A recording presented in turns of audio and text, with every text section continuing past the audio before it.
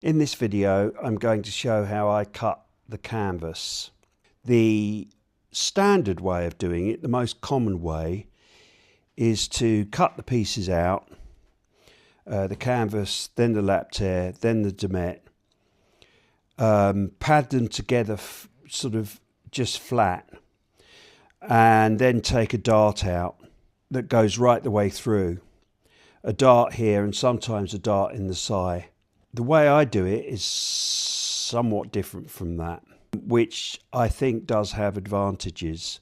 The pieces are cut individually with individual darts. The darts are taken out before it's padded. This produces a more even spread of shape in the chest. Without further ado, here we go. This is the body canvas. In this case, a really nice piece that I had an offcut. Usually it would be, twice this width. But as it was an offcut, it's been folded at some point. So it looks slightly different from how it normally would do. But anyway, I allow 1/4 of an inch above here, because when that is going to be canvassed and the fabric is going to be stretched over the top of it, that 1/4 inch is what goes in from the waist upwards. You need a tiny little bit through the neck here, because as that pushes up, it's going to close this bit up. A bit to cut off is better than not having it.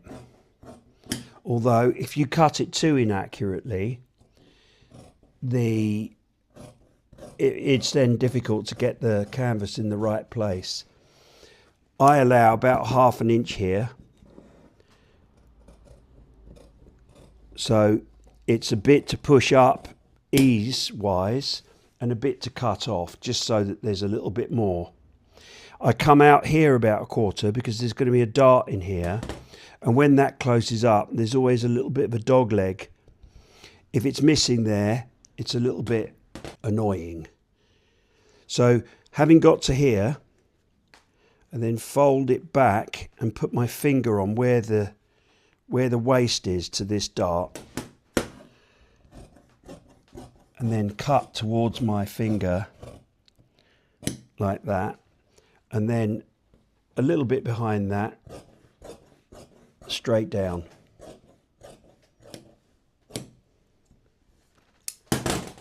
And then I'm allowing a little bit through the bottom here, so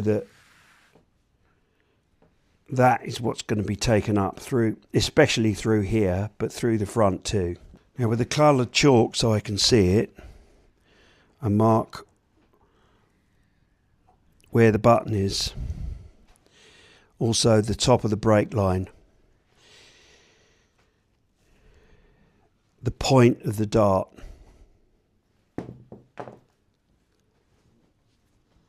There.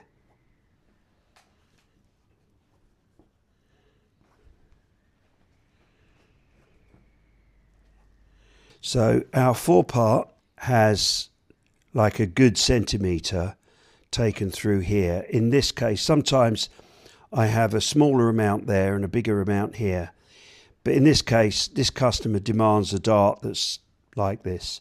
This quantity here, I'm going to split up between 3 darts in the body canvas, and plus a little bit more. You always want a little bit more canvas than the fabric, so that you can, basically you've got slightly more chest in it than in the cloth, so that it can be moulded. Without that, it would be less full. And what's going to happen when the thing is made is that moulding will force this chest out and keep it there, so that the darts aren't all in the same place. And this is one of the advantages of doing it this way. I take a dart here, which is half the amount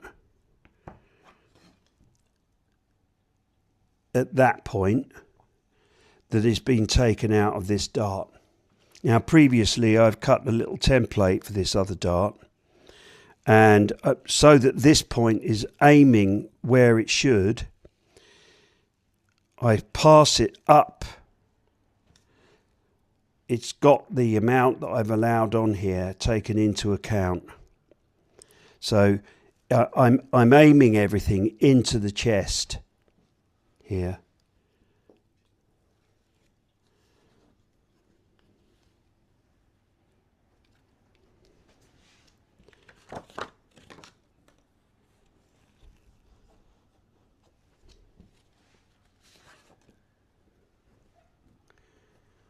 Join these two marks together.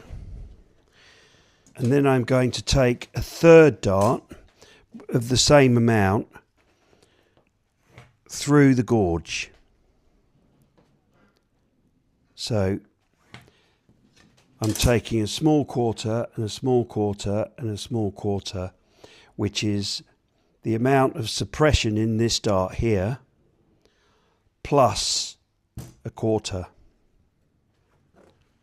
So that is the body canvas. So now I'm ready to cut the lap tear. I place it this way round so that the wide end is to my left, and eventually that's going to turn round the other way, and I'm going to fit the other side in here. It'll end up with two little offcuts either side, which I'm going to use to put into the front side. The lap tear is cut on exactly the same grain, with the horsehair running across it so that it's got spring. Lap tear is limp that way, but springy this way. And that allows the chest to have that sort of bounce in it. It would collapse if you cut it the other way round. So this part is cut equal and equal here. I'm missing a little bit there, but it doesn't matter because it's inlay. That inlay doesn't really get used, and even if it did, it wouldn't matter that there's a tiny little bit missing there. If I push this across, then it means that I'll have to push the other side up, and I'll be using more lap tear. So that is a tiny little compromise that I'm willing to make just to save on materials, because actually this stuff is really expensive. And I don't want to change the grain. Yeah, I could get it out of less if I moved the grain a little bit, but it would compromise the actual chest. So here I'm going to cut it just back from the edge so that the thicknesses don't end up in the same place. I get to there, and then where the break line is here, I mark the lap tear behind it about 1/4 inch, 3/8 of an inch, something like that,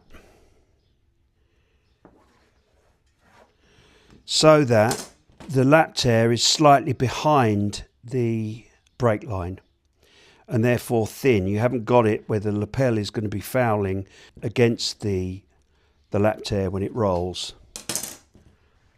I usually cut this by eye, but I'll mark it so that it's clear what I'm doing.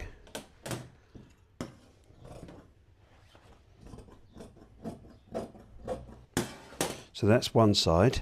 Flip it over and cut the other side from the first side.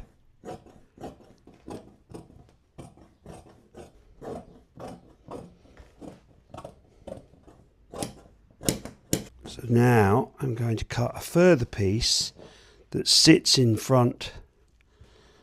front side on the same grain, about there.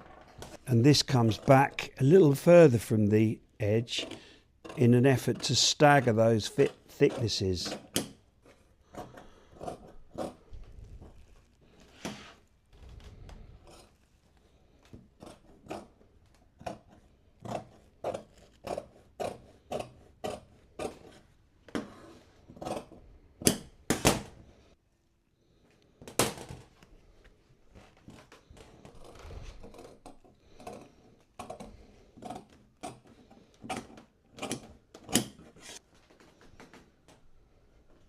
like so.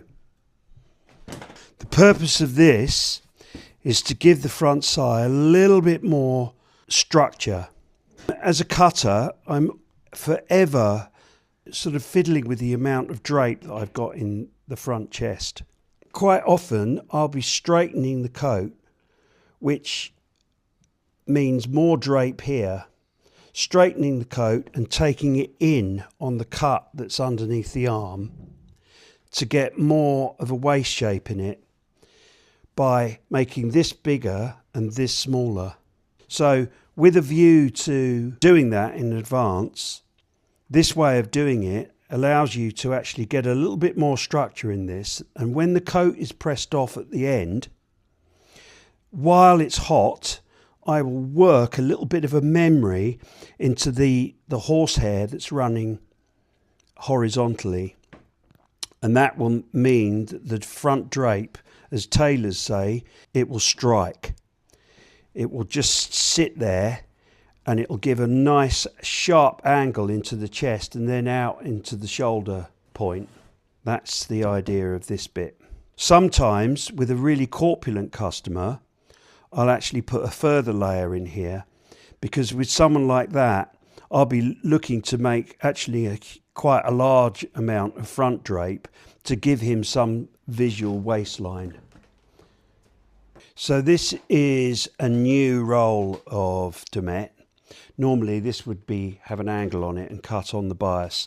It's bias everywhere, because actually when it goes on, you don't want it to have any influence on the rest of the canvas, but also when it's on the bias everywhere through here, it will shrink easier.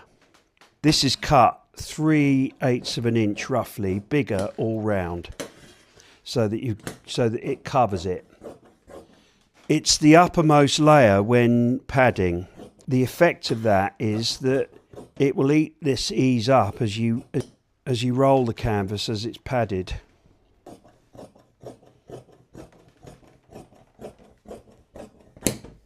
Let's go back to the original canvas, put this down on top. I'm going to cut through here, copy through here where the ends of these darts are. So this is the one that comes through the neck. Just mark where the end of it is, and the end of this one, and the end of this one. This one I cut in a dog leg because it's easier to machine out. That goes into the point here. Instead of taking it through here, I'm taking it through there. And I turn it around. The darts are there and here. I'm going to cut this dead straight into that point, like that. Lay this back down on top of the demet, and then I'm going to take one dart out of the demet. The other dart is here on the canvas, so it's not in the same place. I'm going to move it there. I'm also going to take this one out on a dog leg.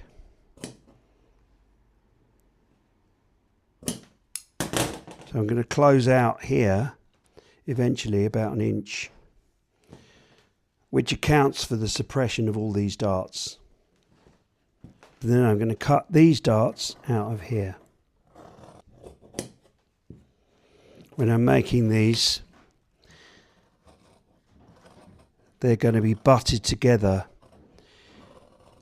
and then zigzagged by machine.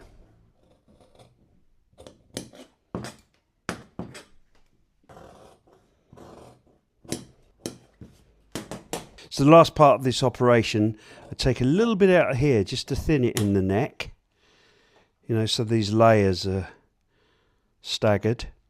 And then I've got to cut the, basically let an opening into the front shoulder in the canvas, excuse me, and the lap tear. And I do this like so. That's the middle of the shoulder, and it come just in front of that, down, and then it's cut with a dog leg in it. And that is because if you do that, actually, when this is opened up, it opens nicer and throws the length where you want it, so over the shoulder bone. That one goes that way, and then this goes the other way. So away from that, so they're not on top of each other. And then the end of that meeting the other dog leg so that they're opening. And there's nothing fouling in there. They're not getting tight. And then on the bias, and I like to do this with the pinking shears, it's because the pinked edge stops you getting a hard line when it's pressed. So that's going to go in there, it's going to be machined in there like that. So now we need to close these darts up. Conventionally, you'd put a piece of lining on these and then zigzag them. Recently, I've been using a lightweight fusible tape because I find it's thinner and it's easier to use actually. So I cut two lengths, one for that and one for that. And then I'm going to cut these wider because the dart is curved and it's easier to manage if it's wide. These two I'm going to split down the middle so that I'm working in a pair.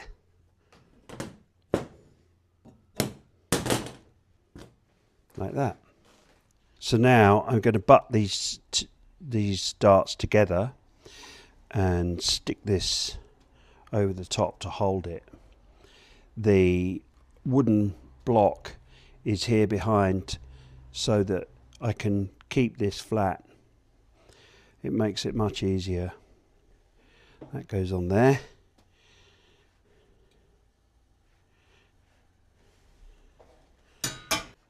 Sometimes it's easier for me to hold this down with a vacuum.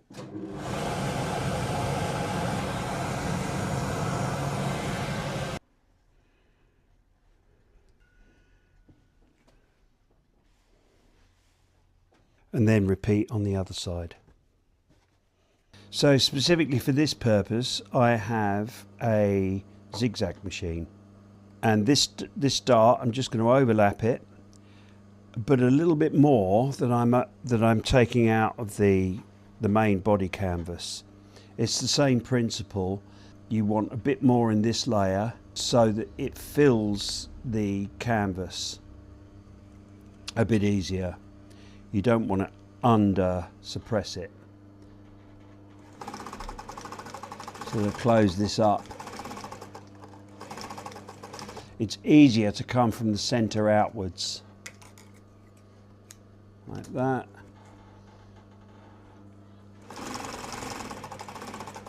And like that. And again, slightly more. You can see that it's starting to develop that shape, even just like that. So now on the other side, closing the horsehair canvas up a little more than the body canvas. You can do this with a conventional machine, and I did until very recently. Same with the body canvas. You can do this by the conventional machine by zigzagging over the cut here.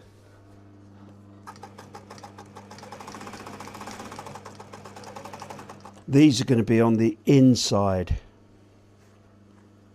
This is going to be on against the fabric. Okay. Now I'm sewing the puff into the shoulder around that dog leg in the bottom of it, and then opening the puff at about 5/8 of an inch.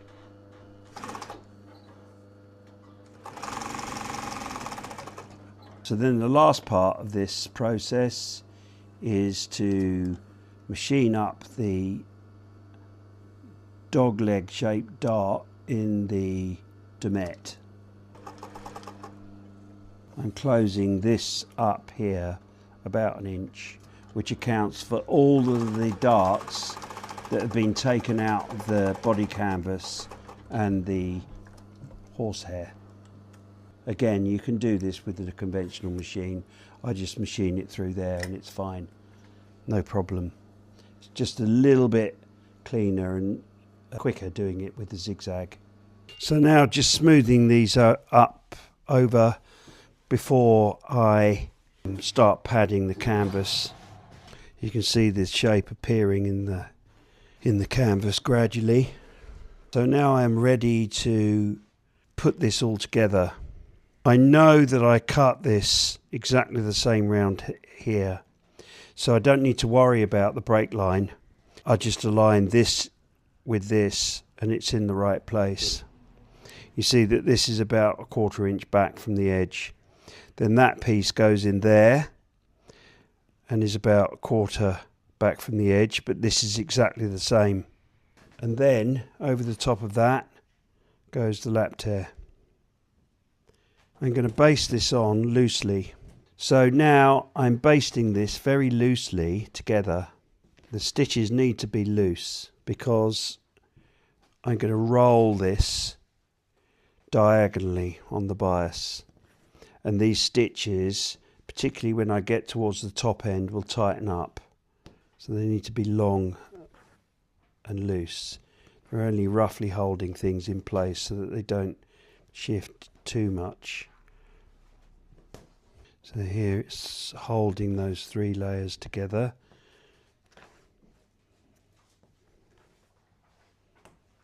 So I prefer to use a lightweight cotton that slips easily. It doesn't show through when you're using a lightweight, when you're making a lightweight cloth. A thick cotton will show through when you press it from the outside. This is very thin. This is 220, so pretty much as fine as you can get a little thread. I also use a small needle. This is a 6 between, I think. Sometimes I use sharps. The reason for that is it's easier to get through the canvas, easier to sew with. If I use a longer needle, I find that my bite gets a little bit too long. So this size needle is about right for me. My first stitch is going to come from the point of the sigh to the bottom front. So I'm working on the bias and I'm going to work this way first. Then I'm going to turn it round and I'm going to work the other way. I sew it on the bias because as I work, as you'll see, I roll it, and that is working length into this layer and the horsehair layer below it. If that length is worked on the bias, it's easier to shrink it because the length is across this way. The cloth will shrink on the bias, but not so much on the straight. So that's the reasoning for doing the stitching on the bias. So I make my stitches about 5/8 of an inch long, and the thread, I'm pulling it down just so that it kisses the surface. I'm not making these stitches tight and I'm not making them too small. Seems to be a feeling, and it's always been there, that the smaller the padding stitches, the more high quality the work is. In my view, this isn't correct. The smaller the padding stitches, the more rigid the canvas gets, the less malleable it is, the more difficult it is to get real moulded shape into your work, the harder the coat feels to the customer. I make a structured coat, but it isn't hard. It's got structure, but the coat itself is actually quite soft. The stitch length really affects this. This way of making the canvas ends up with some elasticity in it, especially when it's gone into the coat and sewn in with some length. And that elasticity is important, to me anyway. If this dart is sewn through here and zigzagged in the normal fashion, it goes through everything, that makes this part of the canvas completely rigid. Doing it this way, it allows some sort of flexibility. You can mould the coat better with the correct iron technique. With the canvas made this way, you can increase and decrease the amount of chest in the coat simply by pressing it, because the canvas is completely malleable. These stitches, I'm going between the last stitch. So on the opposite side, the bite is quite big. Lots of people think this is too big, but I really like it like this because it allows for enough stitches so you've got the coverage between where they go in and go out. They're going between each other, but they're not like little, if you pad it like you would a lapel, you get little indentations, and those indentations, they show more from the outside. These days, this is a standing up job for me. I've got the work so that I can stand up with my back straight. I find this most comfortable, but to get the work at the right height, I have a ham on top of a sleeve board. If I sit down and pad, my back starts aching and I get fatigued too quickly. Standing up like this means that I can spend more time working without getting uncomfortable. I'm going to turn it the other way round.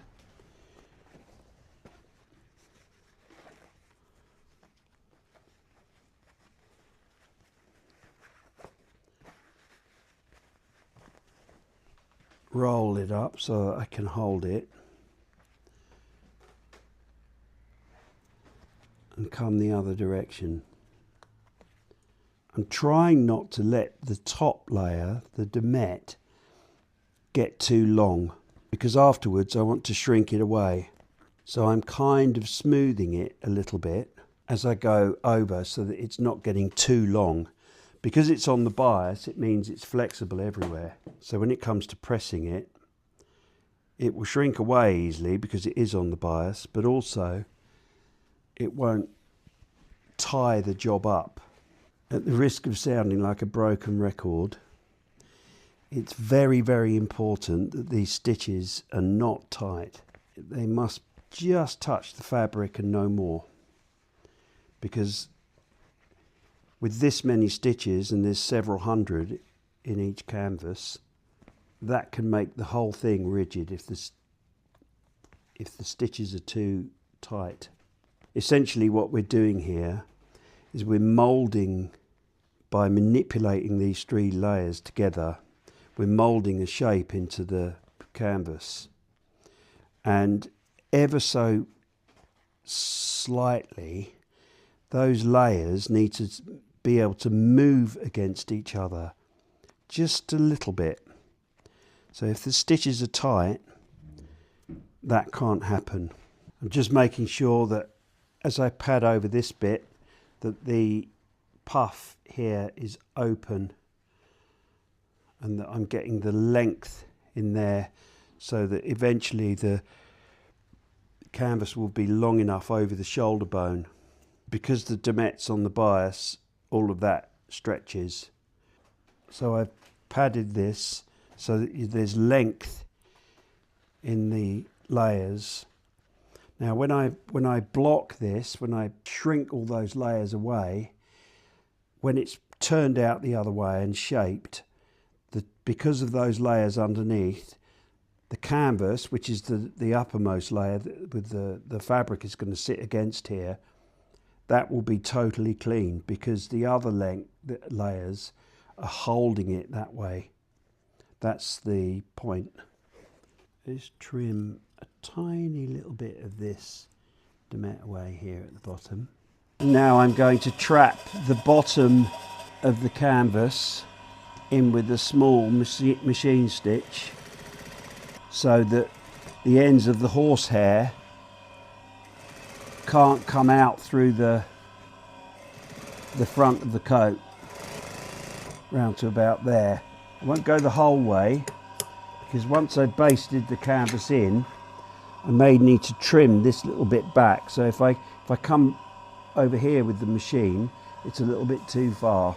Now I'm at the point of blocking the newly padded canvas. A little bit of moisture in there. I'm using the heavy dry iron to do this, pressing it from the outside first, making sure that that's absolutely set. And then I'm going to rotate it round the wooden block, trying to keep each little bit flat but not take out the shape in the middle. This is a very heavy and very hot iron, so basically most of it's doing the work for you. It will set the fabric if you make sure you evaporate all the moisture. And I can see just there it might be marginally too hot. There's beginnings of a scorch.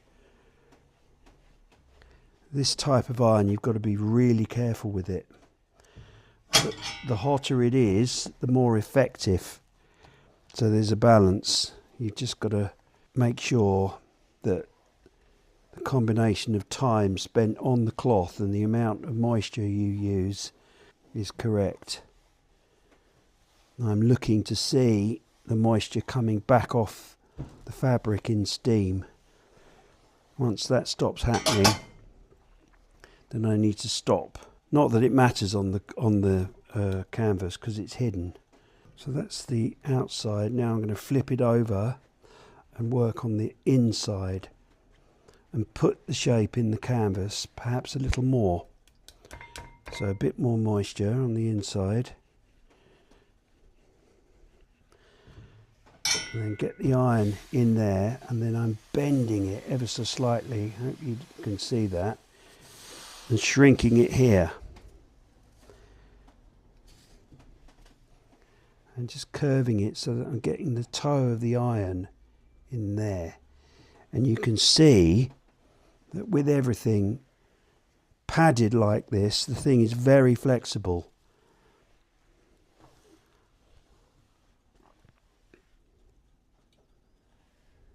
You can't get the same effect when you've got a dart through there. It's too rigid. But this way you can put more shape in it. I'm putting the shape in it because some of that shape will come out as I'm basting the canvas into the garment. But it's a case of moulding it.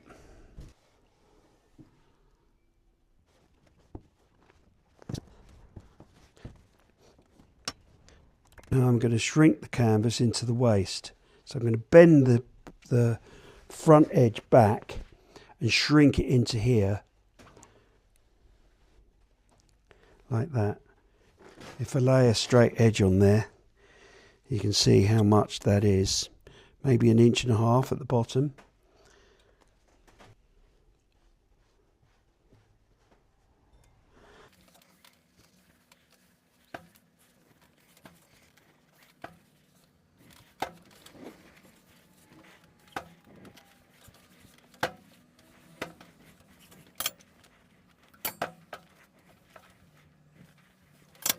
So that's the canvas made. You can see that because the dart isn't coming in one place, you've got a more rounded look to the canvas. It doesn't just come to a point with whatever you take out of here. It's moulded, but also it's got flexibility. The whole thing is flexible. So you can increase or decrease the amount of chest in it.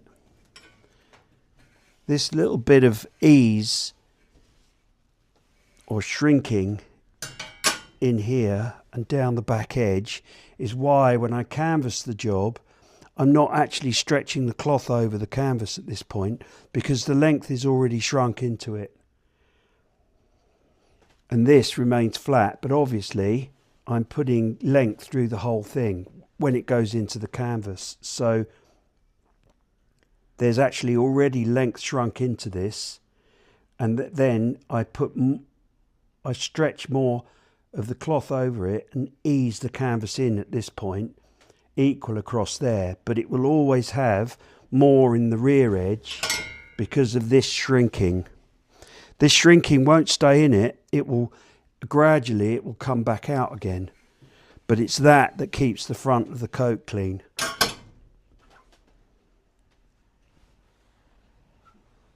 Thanks for watching.